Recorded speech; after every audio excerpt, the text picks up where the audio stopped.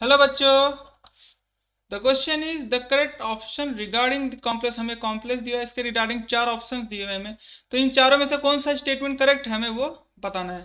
तो हम पहले बनाते हैं पहला स्टेटमेंट का, इट हैज़ टू ज्योमेट्रिकल एल्सियम। तो देखते हैं हम इसका पहले फेस बना लेते हैं। फेस में नाइट्रोजन तीनों ही एक एक फेस में प्रेजेंट हो। वाटर, ये इसका क्या हो गया, फेस हो गया, फेस ज्योमेट्रिकल। और ये इसका मर्ज ज्योमेट्रिकल हो गया। तो इसके पास फेस और मर्ज दो ज्योमेट्रिकल आइसोमर्स हैं, इसका मतलब ये स्टेटमेंट राइट है। अगर हम इसमें दूसरे में क्या, it will have three geometrical isomers bidentate ligand replace by two cyanide ligand. जरा देखते हैं। तो हमारा पहला काम तो है फेस बनाने का, फेस आइसोमेरिज्म। ये हो गया फेस। फेस आइसोमेरिज्म एक और बन सकता है, इस तरह से भी बन सकता है। अगर साइनेड एंटी पोजिशन पे आ जाए तो भी एक तरह का ये भी एक फेस ही है, बिकॉज ऑफ नाइट्रोजन की वजह से। और इसका जो मेयर होगा वो होगा इस तरह से।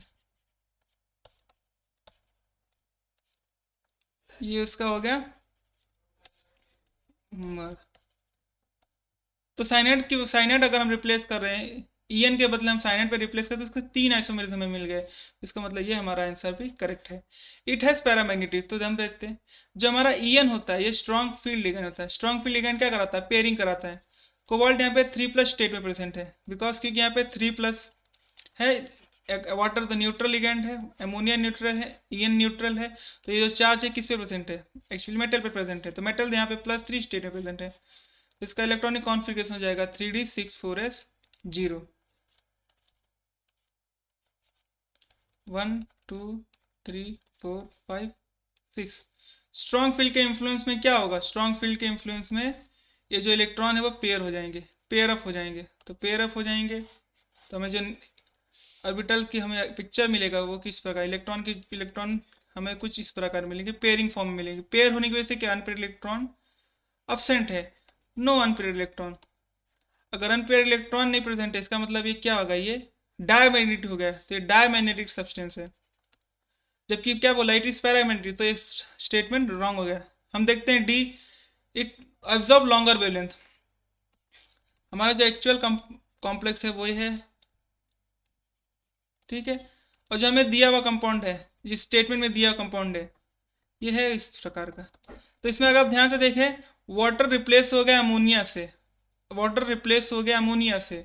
और आपको पता है स्पेक्ट्रोकेमिकल, अपने लिंक लिगेंड फील्ड स्ट्रेंथ के बारे में पढ़ा होगा, स्पेक्ट्रोकेमिकल सीरीज में आपने देखा होगा। तो अमोनिया की जो फील्ड स्ट्रेंथ है वो बहुत ही ज़्यादा है वाटर के प्रेजेंट में। आपको पता है जो डेल्टा नॉट है वो इनवर्सली प्रोपोर्शनल टू लेमडा होता है। अगर जिसका डेल्टा नॉट ज़्यादा है वो शॉर्टर वेवलेंथ को ऑब्जॉर्व करेगी, शॉर्टर वेवलेंथ को ऑब्जॉर्व करेगी। जो डेल्टा नॉट होता है डायरेक्टली प्रोपोर्शनल होता है फील्ड स्ट्रेंथ के लिए, लिगेंड की जो आपने फील्ड स्ट्रेंथ पड़ेगी उससे डायरेक्टली प्रोपोर्शनल होता है। तो स्ट्रॉन्ग फील्ड लिगेंड का डेल्टा क्या होता है, ज़्यादा होता है, और वीक फील्ड लिगेंड का डेल्टा लो होता है। स्ट्रॉन्ग फील्ड लिगेंड का डेल्टा हाई होता है, वीक फील्ड लिगेंड का लो होता है। तो strong field ligand lower wavelength को और weak field ligand higher wavelength को एब्जॉर्ब करते हैं। स्टेटमेंट क्या करे, इट एब्जॉर्ब लॉन्गर वेवलेंथ। क्यों ये लॉन्गर वेवलेंथ को एब्जॉर्ब करेगा, क्यों, क्योंकि इसमें वाटर प्रेजेंट है as compare to given compound. तो इसके कंपेयर में ये जो है लॉन्गर वेवलेंथ को एब्जॉर्ब करेगा, लेमडा इसका ज़्यादा होगा, सॉरी वेवलेंथ ये ज़्यादा हाई वेवलेंथ को ये एब्जॉर्ब करेगा, ये लो वेवलेंथ को एब्जॉर्ब करेगा। तो इसका मतलब ये स्टेटमेंट भी हमारा करेक्ट है। तो हमारा स्टेटमेंट कौन कौन से करेक्ट है, ए बी और डी। ए बी डी हमारे तीन स्टेटमेंट करेक्ट हैं इस क्वेश्चन के।